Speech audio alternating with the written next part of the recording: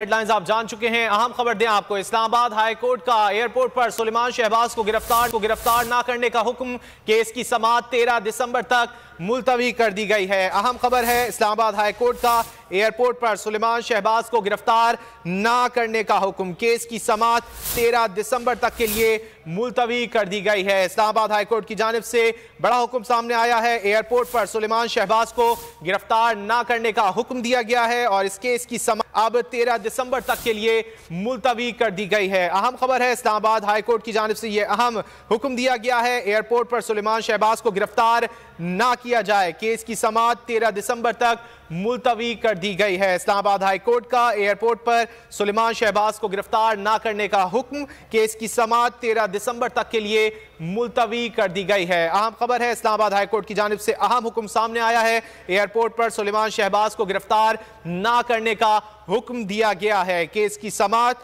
13 दिसंबर तक के लिए मुलतवी कर दी गई है। एक और अहम खबर दें आपको, कराची के डिस्ट्रिक्ट